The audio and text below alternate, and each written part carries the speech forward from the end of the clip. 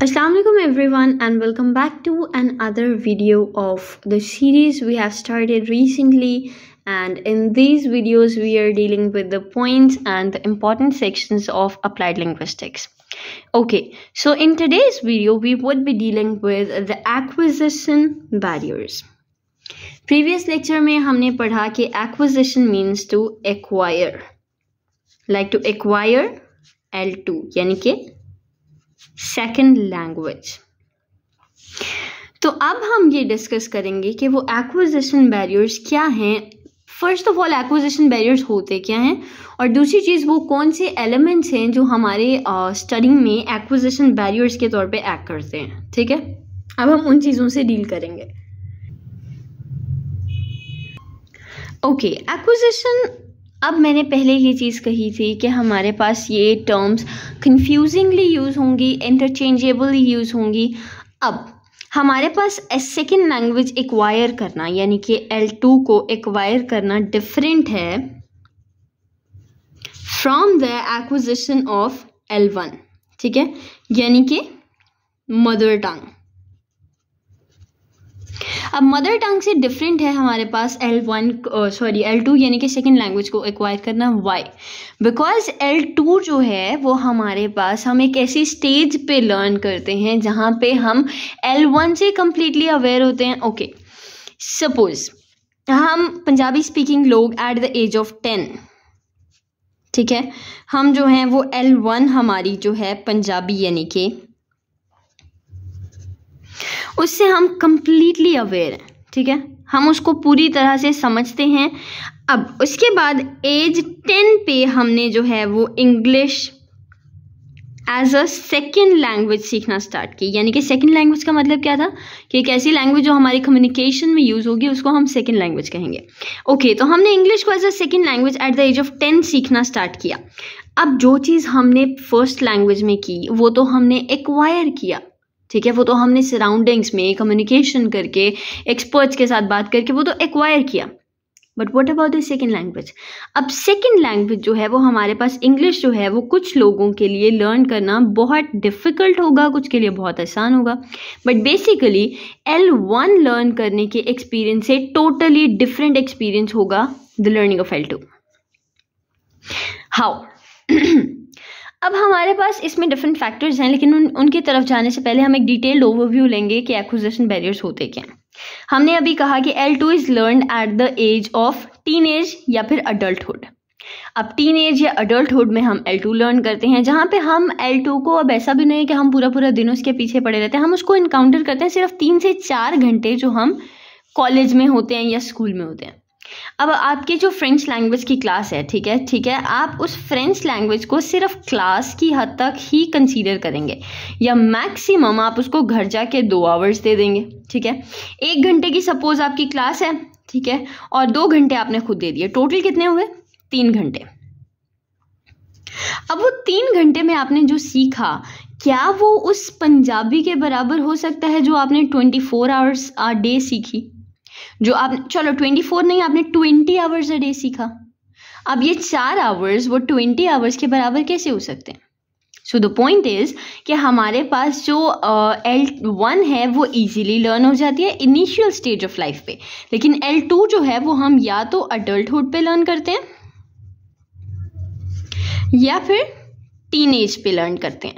और ये जो अडल्टहुड और टीनेज आती है, यहाँ पे हम इसका कॉन्स्टेंटली भी नहीं लर्न करते, हम एक स्पेसिफिक टाइम पीरियड पे लर्न करते हैं। Okay, despite of the fact of time को छोड़ दो, लेट्स लीव द टाइम वाला कॉन्सेप्ट असाइड। अब हम आते हैं इंसेंटिव्स, ठीक है, और फोकस। ये भी इम्पॉर्टेंट चीज़ें हैं जो हमारे पास L2 लर्निंग को अफेक्ट करती हैं, समहाउ उसको इम्बैलेंस या डिसबैलेंस करती हैं या फिर बैलेंस करती हैं। तो ये चीज़ें हमारे पास ऐसी हैं जो हमारी सेकेंड लैंग्वेज लर्निंग को अफेक्ट करती हैं, वो एक्विजिशन बैरियर्स जिनको हम कहेंगे। ठीक है, अब कुछ लोग जो हैं वो उन बैरियर्स को ओवरकम कर लेते हैं, लेकिन उसके बावजूद नेटिव कैपेसिटी पे नहीं पहुंच सकते। ठीक है, फॉर एग्जाम्पल हम कहते हैं कि एक लिटरेरी पर्सन है, लाइक हम मोहसिन हामिद को लेते हैं। I hope everyone is aware of this name. Mohsin Hamid का एक नॉवल है रिलक्टेंट फंडामेंटलिस्ट, ठीक है।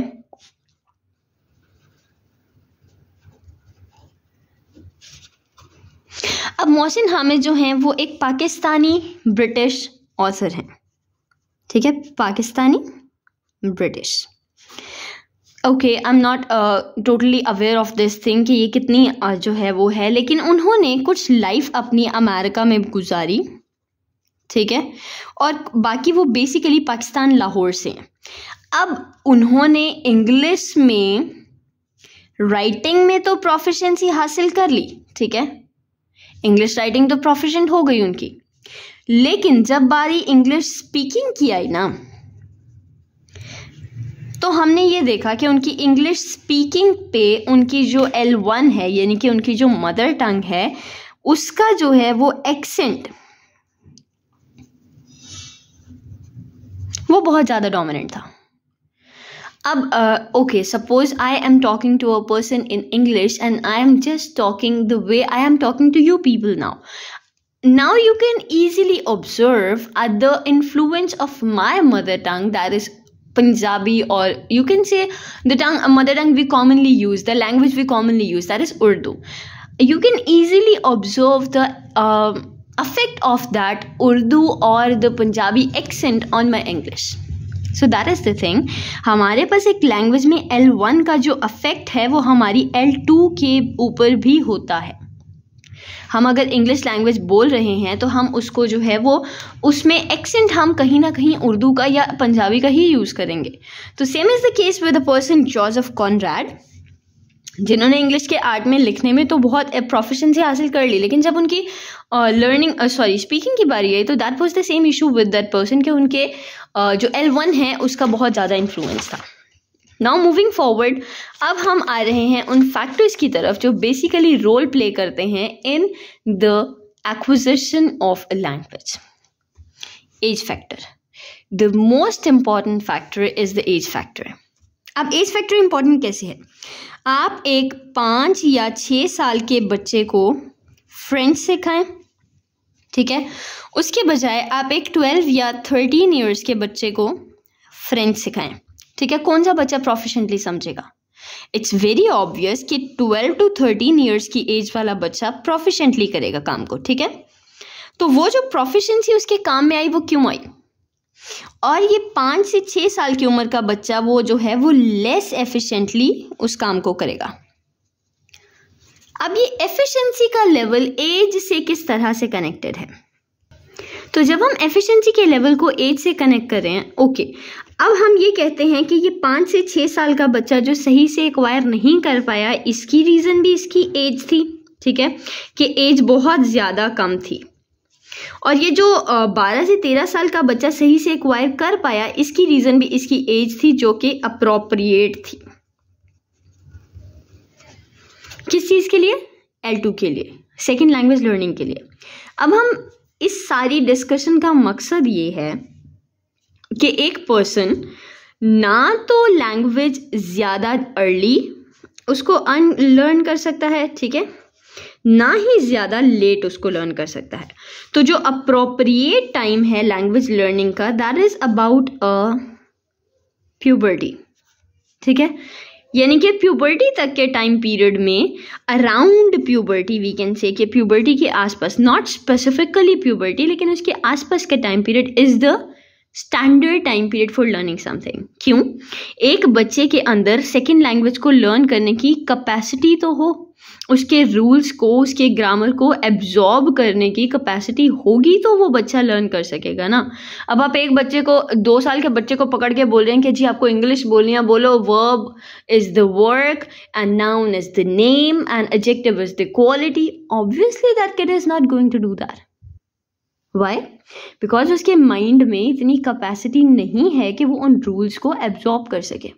या ओके, आप ग्रेजुएशन के स्टूडेंट हैं and you're not aware of research. Suppose you're not aware of research and एक person आपको आके कह रहा है कि you have to make a research proposal for tomorrow and you have to do the literature review and you have to find the literary gap and you have to find the citations and you have to give the complete references. What would you do? Obviously you would not be able to acquire that all that stuff the person is saying. उसका reason क्या है? The mind you have right now is not capable of learning anything that is above the level of your mind. Same is the case with L2. Same is the case with the age factor कि जब आपकी proper age नहीं है किसी चीज़ को learn करने की, you would not be able to learn or acquire any second language.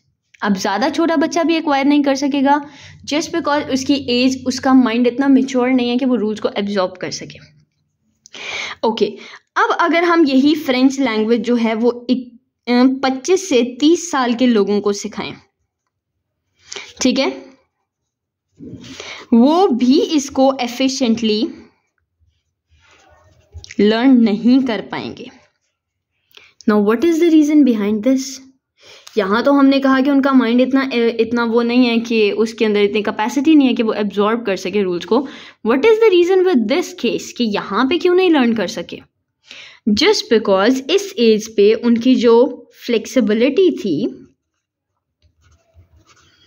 किस चीज की, L2 को लर्न करने की, वो कंप्लीटली लॉस्ट हो चुकी थी. ठीक है, इस एज पे आके उनकी L2 के रूल्स को लर्न करने की फ्लेक्सिबिलिटी इतनी लॉस्ट हो चुकी थी कि वो अपने L1 में ही खुश थे and they do not literally wanted to learn anything about the L2. So that is the thing कि ना तो ज़्यादा छोटा बच्चा ना ज़्यादा बड़ा बच्चा, एक लैंग्वेज को लर्न करने के लिए एक ऑप्टिमम, एक स्टैंडर्डाइज्ड एज होती है, दैट इज अराउंड प्यूबर्टी. तो एज फैक्टर एक बहुत इंपॉर्टेंट रोल प्ले करता है in the language acquisition. Okay, ये सारी उसी चीज़ के लिए डिस्कशन है. You can get an overview of it. I am just allowing you to do this. Okay, moving forward हमारे पास जो नेक्स्ट चीज़ है वो हमारे पास आ जाती है अफेक्टिव फैक्टर्स. अफेक्टिव फैक्टर्स में हमारे पास क्या है? हमारे पास ऑप्टिमम एज के साथ साथ बहुत सारे और फैक्टर्स भी हैं जो हमारी L2 लर्निंग को जो है वो अफेक्ट करते हैं, जैसे self consciousness. That is the most important thing and the most common thing in teenagers या एडल्ट्स. अब आप खुद सोच के देखें, एक टीनेजर है या एक अडल्ट है, अगर उसको अपनी इंसल्ट को लेके वो इतना कॉन्शियस होगा कि समटाइम्स तो वो कहेगा कि I don't want to speak. ठीक है, I don't want to speak. क्यों नहीं बोलना चाहता? Because he is conscious of his self respect. वो नहीं चाहता कि वो बोले तो वो गलत, बोले तो लोग उस पर हंसें. तो ये जो सेल्फ कॉन्शियसनेस है ये बहुत ज़्यादा इंपॉर्टेंट रोल प्ले करती है किसमें? लैंग्वेज एक्विजिशन में, जो sometimes as a language barrier भी कंसीडर की जाती है. उसके बाद हमारे पास जो है if a person is unwilling to produce L2 sounds, like हमने जो है वो जब लिंग्विस्टिक्स पढ़ी थी, स्टार्टिंग में बेसिक लिंग्विस्टिक्स पढ़ी थी, तो हमारे पास साउंड्स थी, अ, ब, फ, ये साउंड्स थी हमारे पास. Now if the person is extrovert, वो तो ये साउंड्स प्रोड्यूस कर देगा, लाइक न, ड, म, ये साउंड्स एक एक्सट्रोवर्ट पर्सन तो प्रोड्यूस कर देगा. लेकिन when it comes to the introvert person that is self conscious about himself और हर सेल्फ, वो इन साउंड्स को सही से प्रोनाउंस नहीं कर पाएगा. The reason, he do not want to sound like the native, you know, like he do not want to be the wrong pronouncing words, like with the person pronouncing the words very wrongly. He do not want to be that because he is conscious of insult. और ये चीज़ उसको बहुत ज़्यादा inhibit करेगी L2 learning में. ठीक है, sometimes क्या होता है कि this would overcome every physical and cognitive ability of that person, कि वो हर उस कॉग्निटिव एबिलिटी और फिजिकल एबिलिटी को ओवरकम कर लेती है ये सेल्फ कॉन्शियसनेस, कि वो पर्सन फिर L2 एक्वायर कर ही नहीं पाता. If this unwillingness is accompanied by lack of empathy. Okay, now this is the second important point. First important affective feature is self-consciousness and the second feature is lack of empathy. अगर एक बंदा self-conscious है और आगे से आप उसको support भी नहीं करे, you are just doing negative comments upon that person and you are laughing upon that person, तो that would result in the lack of empathy. ठीक है, और वो जो है वो उसके learning process को completely inhibit कर देगा. एंड ये जो लैक ऑफ एम्पैथी है ये हमारे पास बहुत सारे फैक्टर्स की वजह से आता है। लाइक हम इसमें क्लासरूम की भी बात कर सकते हैं, टीचर बिहेवियर की भी बात कर सकते हैं, बिहेवियर ऑफ योर रूममेट्स या क्लासमेट्स या behaviour of the people around you. Everyone plays an important role in this factor. Okay, तो ये था हमारा आज का सेशन, आज की video. I hope you found everything very useful, and if you find the concepts clear and useful, just hit the subscribe button and do like the video. It boosts up the confidence of a person making a video and doing some efforts for you. So yeah, I'll see you in the next one. Till then, stay safe. Bye bye.